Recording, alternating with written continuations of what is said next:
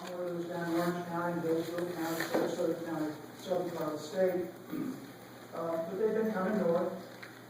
Recently, I had the opportunity to work with a project over in Alachua County called Restoration.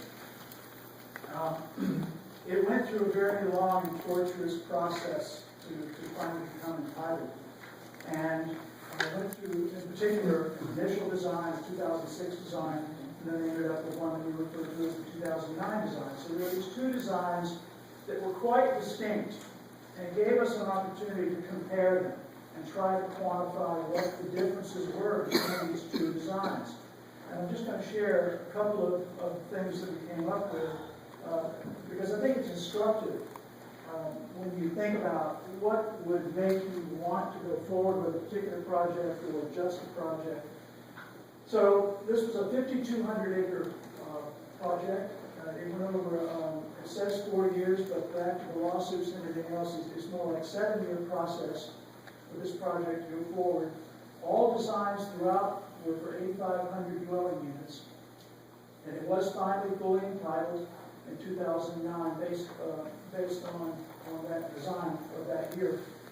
It's referred to as entitled to create a mixed-use transitory community with 3.5 million square feet of commercial space.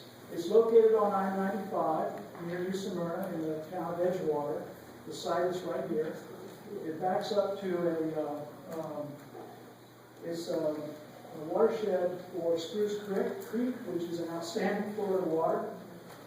And here's what they originally proposed for that site. I think all of y'all will recognize that's a fairly conventional looking site. You simply stay out of the wetland areas. It's okay. Go into the under your floodplain areas as long as you build up your roadways and everything above 8 inches above under your floodplain. That was the attitude. So that's what they created. Here's I-95. This had a golf course. There's going to be a gated, adult active community. I can't remember the developer off the top of my head. There's some down in Ocala that got that same developer.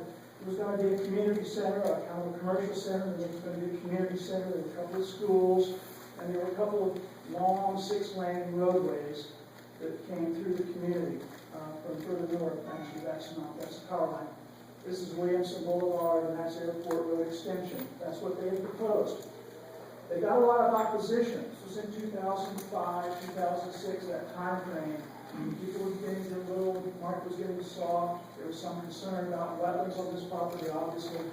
And there was a question just whether or not they needed the project in Volusia County. So anyway, with that resistance, the developer felt compelled to do something a little more insightful. I don't know what it is, but this is what they went to. Now remember, that's exactly the same number of dwelling units. One big difference is it has 1.5 million square feet of additional commercial space, commercial manufacturing. So even though the footprint of the project is much smaller, same number of households with a lot more commercial activity. So those were the two designs that we had. And it allowed us to look, for example, at the roads, the road network, just the simple road network. You can imagine that it's not, you already know that the more compact designs can have less roadway, right? But how much less roadway? And what does that mean? Well, you can actually do a very straightforward matrix. You can look at how many lineal feet of miles of 6-lane driving highway and how much right of way there is. And you can actually calculate the cost of the road.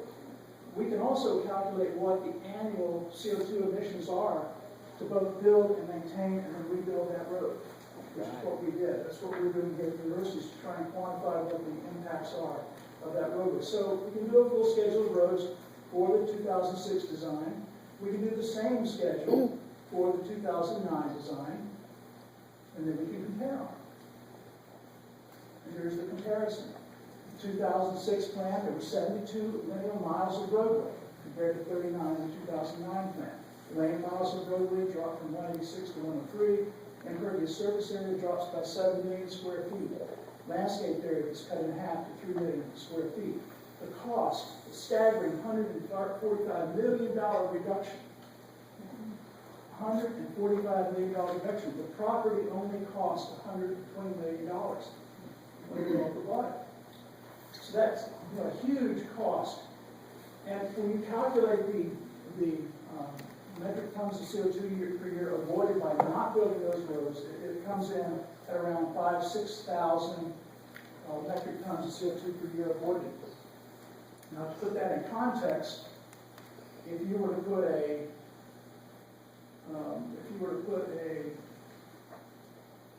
solar panel on your roof that's about a 385 kilowatt system, that's actually right here in Gainesville, and it's been in place since 2009. We have the date on it.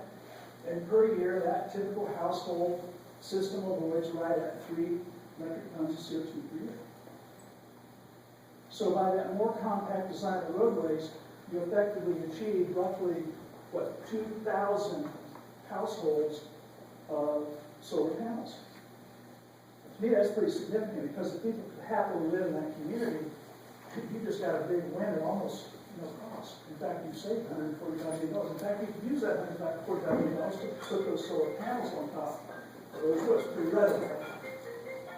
If you've got a more compact roadway system in the community, you can imagine transportation is more efficient as well. And you can do that with what's called the vehicle miles traveled analysis, or VMT analysis. And you do it by putting in each one of the blocks in the plan. You say, well, if I don't want to go from here out of the community, I've got to go this far to that exit to the community, or this exit, or that exit. I can go to this commercial area, I can go to this school. So you can pick the kinds of trips that people would take, and you can calculate for each block in the community what the distances are. So it's a very formal process that gives you a pretty accurate impression of how much traveling would happen if you live in that community. And you can see this one has 1, 2, 3 exits from the community and one key internal location that it goes to.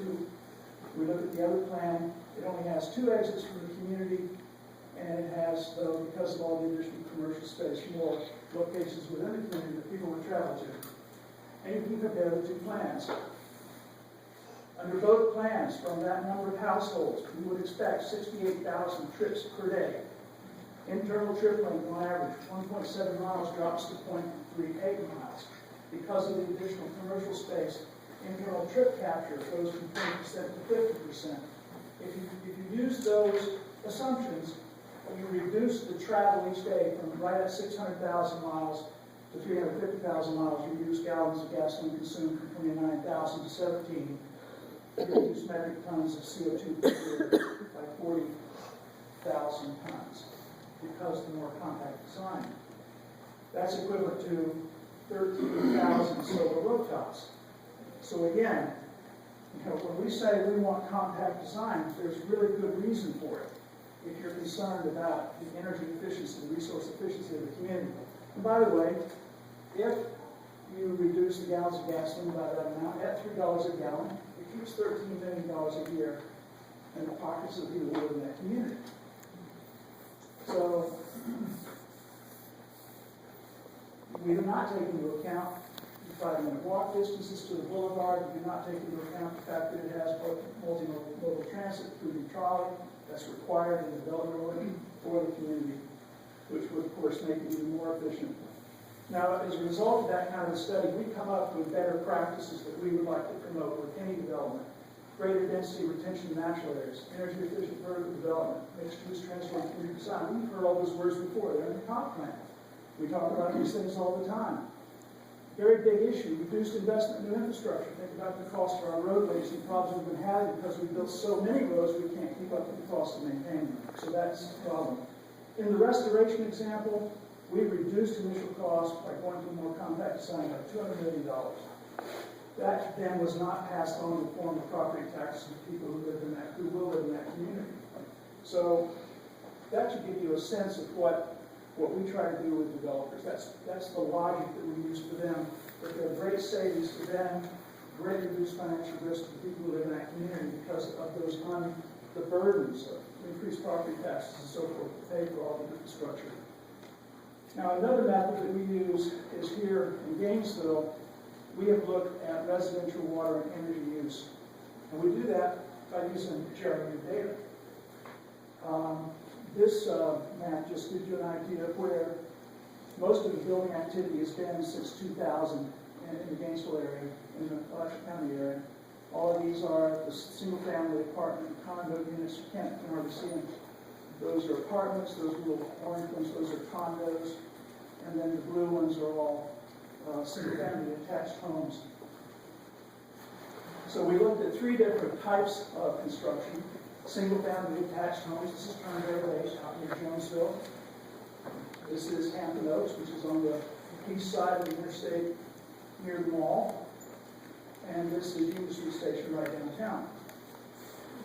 We looked at the water consumption, the average daily water consumption over a period of 3 years for all of the homes that were continuously occupied in each of these communities, like Turnberry Lake. Well, that particular community was using right at 540 gallons per day per household. Blues Creek, on the other hand, was using, 190.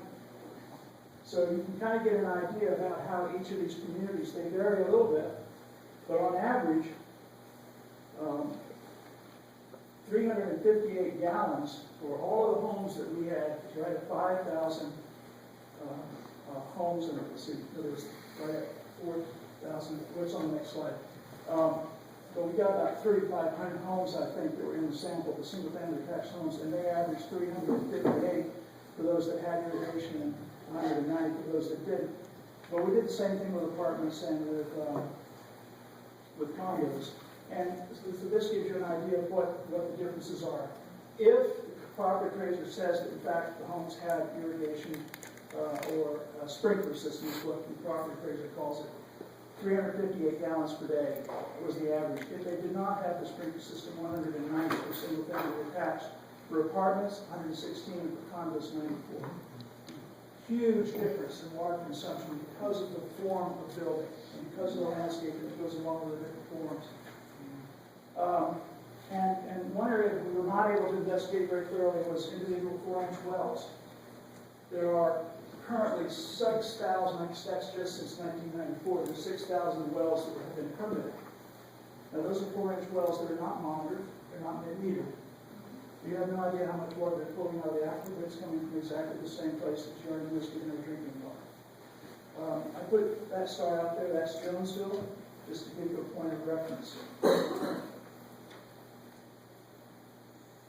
And we did the same thing with energy. You can look at all the different houses, and you can tell Cambridge Forest, those are very big homes, so they consume quite a bit. You can come over to Cedar Grove too, those are much more modest homes.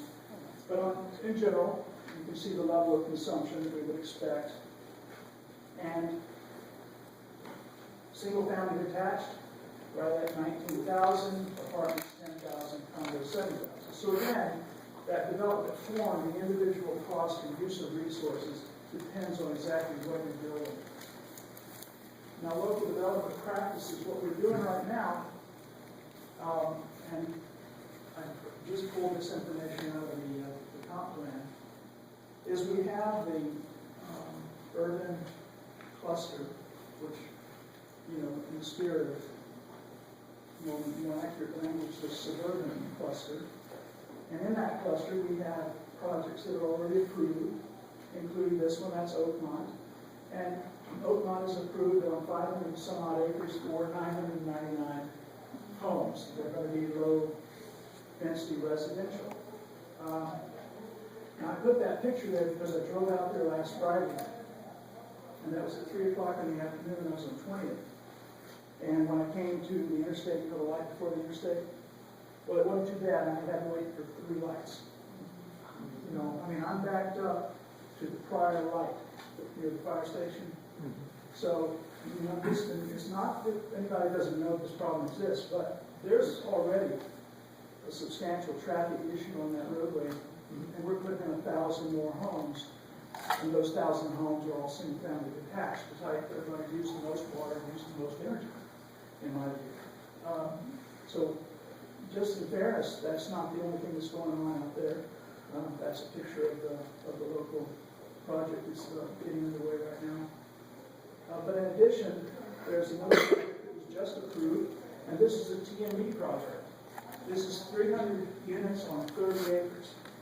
Now we're cooking. That's much, much better. We got some opportunities there. So both things are happening, and you can see again, I keep putting the star there for Jonesboro, so you can see where the limits of the urban cluster, suburban cluster are. And that should just give you kind of a notion of what's actually going on. All of this area in yellow is essentially low density residential. That's what it's zoned for in the current plan. And so the estimates are anywhere from 7 to 38,000 more homes going into that area, depending on the mix of how dense the land is. And if you go outside that area, of course, there's plenty of this kind of thing. This is right across from Dudley Farm on the railroad. Now that would be 1 for 5, and that would be on its own well and septic tank. And of course, this is in a recharge area. I'm not even going to start talking about although we've got people in the room that could talk about the nutrient loading and impacts that has on the spring if you keep doing the kind of landscaping that you're doing. Jobs. You notice where all the jobs are, these dark blue clusters are where the major job centers are. That's downtown Gainesville, that's the university, that's North Florida, that's Jonesboro. If you look at where people actually live versus where they work, this is Turnberry Lake, and 453 people are coming in from outside this 2-mile radius to that area, to work in that area. 2,400 people who live in that area are leaving that area every day to work. And only 18 people actually live in the area where they work. Now, to be truthful, it's not much better when you go to Hampton Oaks, which is a lot more employment there, a lot more jobs. There's still an awful lot of people coming and going. And even downtown, Union Street Station, 38,000 live outside the area, come into that area every day to work. 5,500 live in that area and go out, and 4,000, 5,000 live in the area working there. But nevertheless, that's that problem of all that transit that's happening because the jobs and homes aren't co-located. So, if you want to see mass transit development in cities that work, well, they do exist. Second Avenue is a major success story. This is not a staged thing. I went down there and yes, it's not. This is a real success story. You go down there anytime, take your own picture. Those buses come regularly, and people come out of those apartments and get in those buses and they go where they need to go. But the only reason it works is because you've got those densities. You are never going to get there with low density residential. So the more of that product you build, you're just building for the future for when that begins to fail as gasoline prices and other things, other pressures go up and take those undesirable locations. Now, Plum Creek's proposal, because I'm sure you wonder how this relates, all the things I've talked about relate to what they're proposing to do. Currently, this is the relationship of their lands. These areas in green are already in some form of conservation. Now, I don't know exactly, but this is the last map that I saw that I was privy to.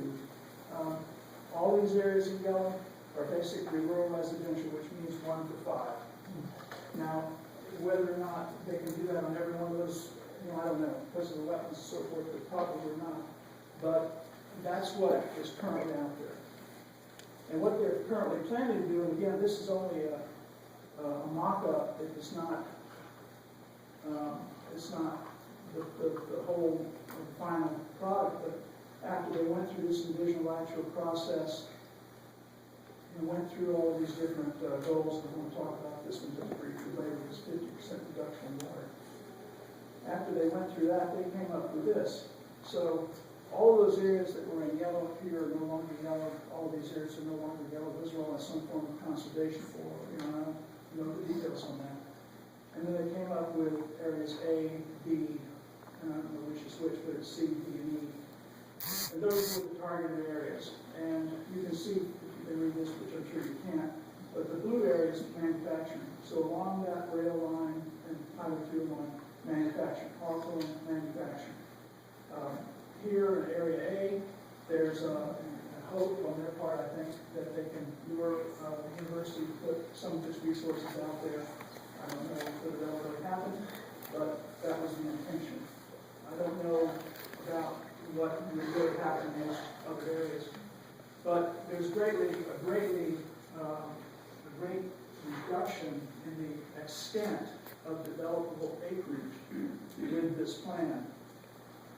And in terms of the practices, and this is all based on everything that I've heard when I've gone to any of the meetings, any of those public forums, and any of the designs that I've seen, any of the design work that I've seen, what I'm aware of is much greater density than conventional. Absolutely, much closer to Second Avenue than to the suburban Berry Lake or any of those kinds of developments. I mean, it's just a completely different mindset in terms of what kind of centers are going to be built. Energy efficient vertical development, up, 5-story product, 6-story product, reduced investment on mixed-use transferring community design. I mean, how much transit you're going to have, whether you can have bus rapid transit or even at some point in the future light rail, maybe following the Hawthorne Trail, in fact. I think those things are for real in terms of the considerations of their designs. In terms of infrastructure, obviously, along with that density, you're going to get reduced investment in infrastructure, and then retention of national green areas. Now, in forestry, much of it, but a lot of it going into preservation at some point, I'm sure. I don't know what parts. I'm not privy to that. Certainly, proximity of the employment centers, and then integration of agriculture and community design, which I really appreciated, because I think that's a shame that we're paving over our ag lands just at the time when the commons are becoming valuable again. And then the one I really want to talk about is this. The best water supply management practices. They have, in many public meetings, in an effort to achieve that 50% reduction from the current standard here in Alachua County. They have said out loud, irrigation-free landscaping. You can't imagine. I couldn't dream of a developer ever agreeing to anything like that on the front end. The realtors will tell you that that's dead on arrival, that without those landscapes you cannot sell. San Augustine grass turf landscapes that proliferate around the state, and the current master plan community design circles, that is absolutely a given. They think, oh, well, we'll go to Zoysia. We'll do something, but we're not giving up that front yard. And so, to go into this whole process of agreeing on the front end, not only no potable water, but no reclaim either, because they don't want to set that community standard. They want landscapes that want to be here, and that look like many of us that live, near the university and don't have irrigation systems, like I have down in my home. We don't have irrigation. I've got oak trees like this. I've got magnolia. I've got azaleas. They don't have it. But when you're trying to get your appraisal, and you haven't rolled out that green turf carpet and watered it down, and that's what the realtors are worried about. And then here's another one. This is no small item, that if you de-restrict 4-inch irrigation wells out of existence on every parcel that gets sold, again, that's an astonishing thing to agree to on the front end. With all the developers I've worked with, I'm in about 20 different projects that I've worked on. I've gotten them to agree to come back, with, water, reduce the landscape water, things like that. In restoration, we got a lot of that because of the more compact design. It wasn't so hard. But those are not the kinds of commitments that are to be ignored or scorned, because to get the developer to consider that. And by the way, if the developer were to do that, and the county then would ask developers on the west side, well, how about you? Will you do that? They're doing it. But we don't have that right now. We don't have that example. And so, the point I'm trying to make is that with all the experience I've got, with all of the developments that I've dealt with around the state, to have one that's willing to do this is an amazing thing to me. And so I think that they are definitely should be given some consideration. Plan should definitely be given some consideration for that. Those design elements that they're willing to consider should be given consideration.